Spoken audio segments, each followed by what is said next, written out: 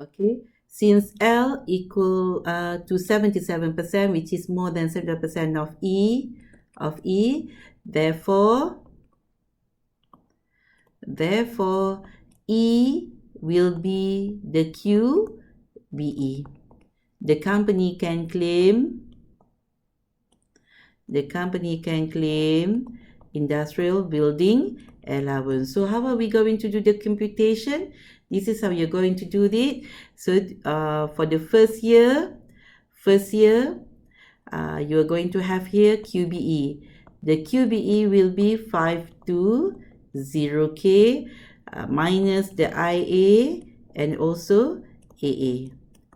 In this case, we are going to apply the general rate, okay, 10% and 3%, 52,000.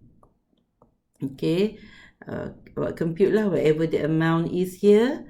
Yang kita dapatkan sini ialah RE. Okay, is it clear? Okay, I'm going to give you another example here. Assuming P, the cost of plant machinery and the installation is 120,000. The cost of preparing the land we assume is 200,000. So E equal to 320K. This is what E is all about. Then you do the computation L over E. 200,000K over 320K. Berapa persen yang kita dapat here? You're going to get 200 divided by 320. So it's only 62.5%. Because L less or equal than 75% of E. Therefore, E is not entitled as QBE. No IBA can be claimed. This is claim C. Okay, can be claimed. However,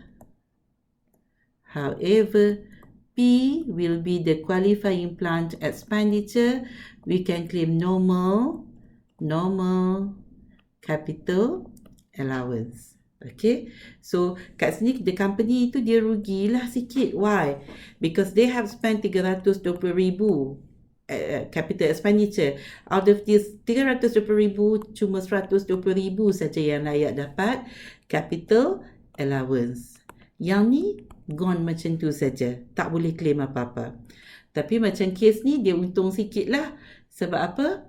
Okay, dia bagusnya ialah the company spend 520 and the whole amount dia boleh claim IBA.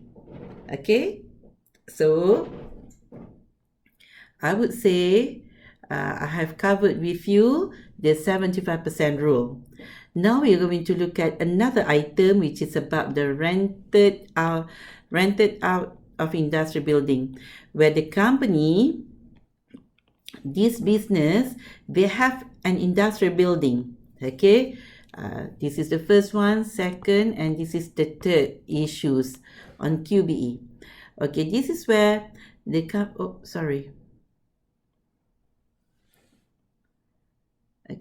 the company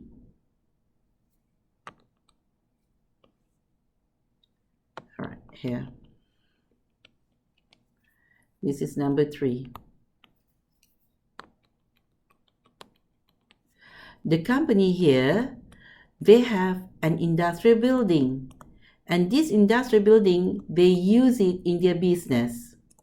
But what happened? Suddenly, the company, this is their industrial building.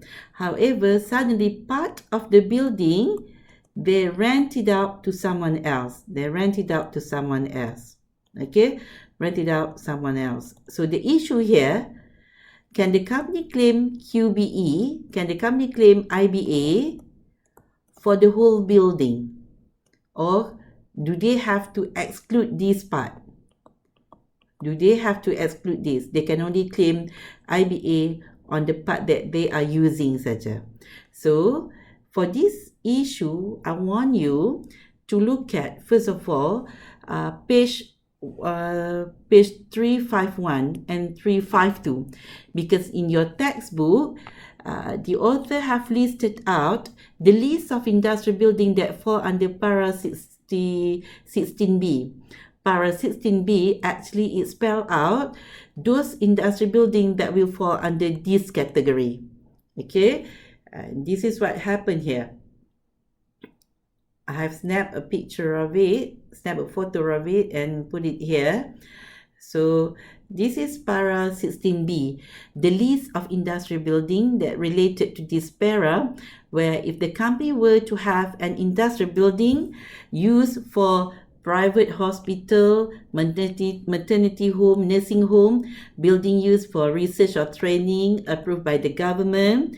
Lepas tu building used for storage of goods or for export or storage of imported goods for process dan dia nak re-export. Building used in approved service project, hotel, air building, runway, ancillary structures, motor racing circuit, living accommodation for employees and in manufacturing, hotel, tourism. And also there's another one, ada lagi, okay, childcare center, school or educational institution, building used for the purpose of industrial, technical, vocational. Untuk building yang jenis ni saja. Okay, ada berapa jenis building semua? 1, 2, 3, 4, 5, 6, 7, 8. Okay, 9, 10, 11.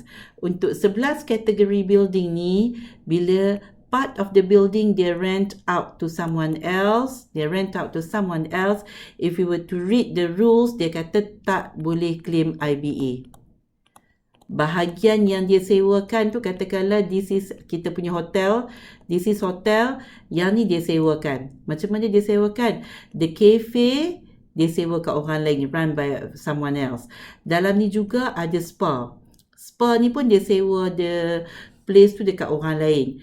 Yang ni katakanlah dia ada macam souvenir shop dalam tu. Okay, ini yang dia sewakan kat orang.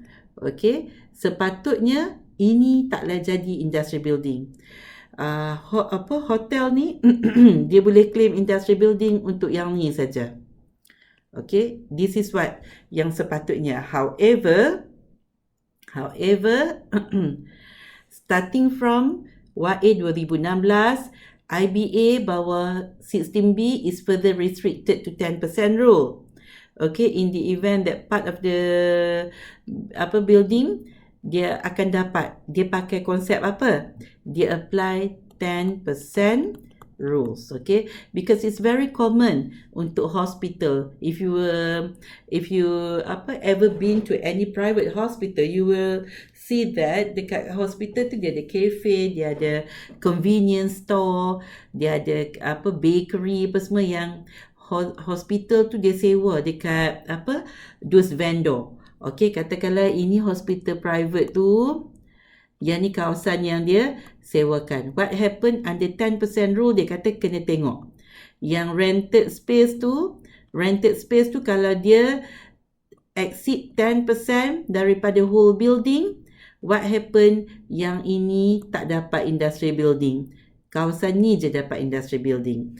But if this is the hospital just now, this is the rented space. The rented space ni katalah cuma 10% saja.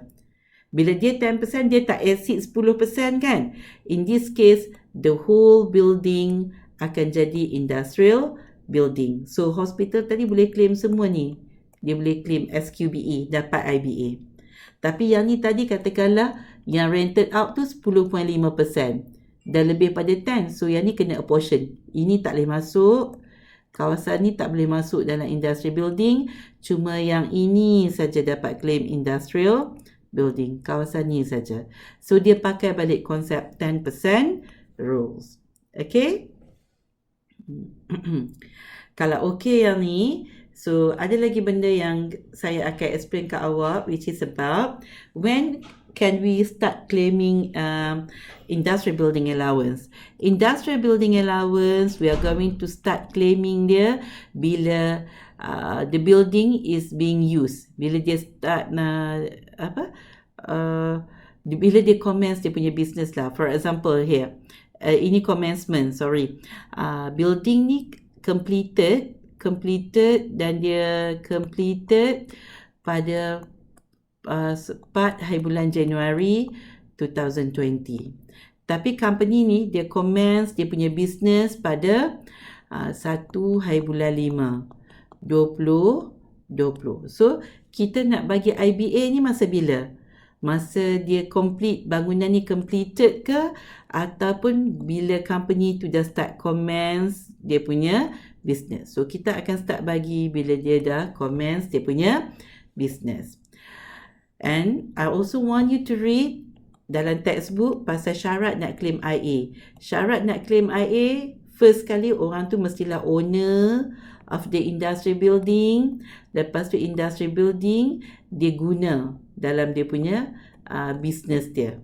Okay, sampai bila? Sampai end of the basis period. Sampai end of the basis period. Okay, IA ni pula industrial building, katalah dia dalam tahun 2020 awal tahun, dia in January dia guna industrial building ni. Okay, tiba-tiba along the way tu dalam tahun 2020 juga pada bulan Julai maybe dia dah stop using, dia jual. IA dia still dapat. Dia still dapat IA, tapi what happen nanti dia akan wujud juga balancing charge. Yang mana balancing charge tu sama dengan industrial initial allowance yang dia claim tadi. Syarat nak claim AA pun ada dalam textbook. Mostly dia lebih kurang sama je. Must be the owner dan dia the QBE must be in use. Mesti in use, mesti diguna pakai.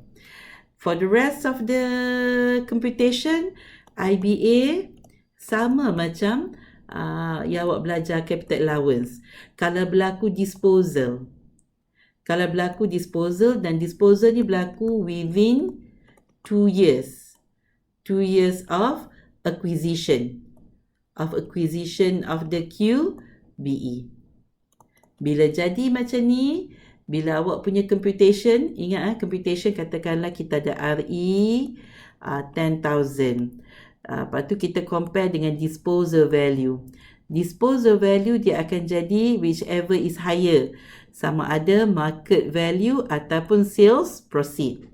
Okay, so katalah disposal value dia kat sini 8. So value dia 10,000, tapi dia cuma dispose pada 8,000. Dia kat sini 2,000 ni dia loss. Kalau loss, kita akan panggil dia balancing allowance. Satu lagi, kalau RE dia 10,000 tapi dia jual 15,000.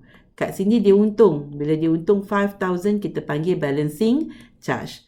But the thing is that tak kisahlah dia dapat balancing charge ke, dia dapat balancing allowance. Kalau dia dispose within 2 years of acquisition, you have to write down this ayat. Sebab kalau disposal of the QBE occur within 2 years, what happen is that all allowances previously claimed, okay, will be clawback. Awak dulu duk panggil clawback kan? Will be clawed back as balancing charge. All allowances yang previously dia claim akan jadi balancing charge. Kalau tak mau pakai ayat clawback pun tak apa juga. Awak boleh kata will be accumulated ke, ataupun will be withdrawn ke, apa semua pun tak kisah. Maksudnya kalau dia dispose within 2 years, apa-apa IA yang dia dah claim sebelum ni, tak kisahlah dia dapat balancing allowance ke, dia dapat balancing charge ke, based on the computation. Tapi sebenarnya company tu akan ada balancing charge, and the balancing charge will equal to the amount of allowances yang dia dah claim before ni. Okay, how about kalau disposal berlaku after 2 years. Kalau disposal occur after 2 years of acquisition. Okay, kalau calculation dapat balancing allowance, for example tadi 10,000 RE, disposal value 8,000, maksudnya kita dapat balancing allowance kan 2,000. So kalau dapat macam ni, dah ini je jawapan dia, tak payah tulis apa-apa dah. But if kita dapat ni pula RE 10,000, disposal value 15,000, the company dapat balancing charge kan of 5,000. What happen, awak kena kira 5,000 ni kena compare dengan balancing 5,000 ni kena compare dengan all allowances IA campur AA yang dia dah claim sebelum ni. Okay, kita sebab balancing charge ialah whichever lower, sama ada yang kat sini ataupun balancing charge yang kita dapat. Sebenarnya ayat dia ialah balancing charge is restricted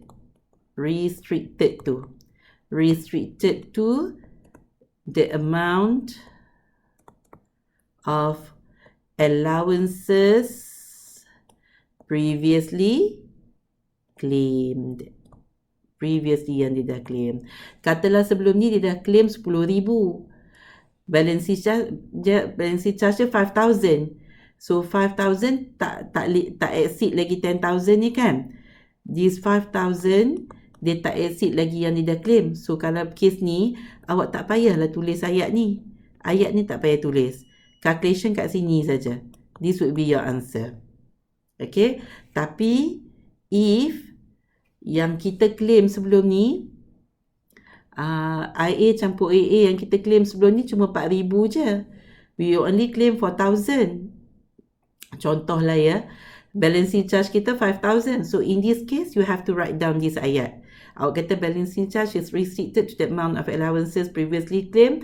That is balancing charge equal to 4,000. So whenever there is a disposal on industrial building, kena tengok berlaku je disposal, kena tengok dia jadi within 2 years ataupun after 2 years. Kalau dia jadi within 2 years, kena pakai ayat yang asal tadi, all allowances dia akan clock back, semua jadi balancing charge. Tapi kalau kita dispose after 2 years, kalau dapat balancing allowance, tak apa. Dah jawapan dia stop kat situ je. Kalau dapat balancing charge, check dulu. Balancing charge ni dia kena restricted. Restricted to amount of allowances previously claimed. Okay. Itu previously claimed. Itu saja. This will be the end of my video. So lepas ni I will come up with tutorial on how to answer the past year examination question on IBA. Thank you for listening.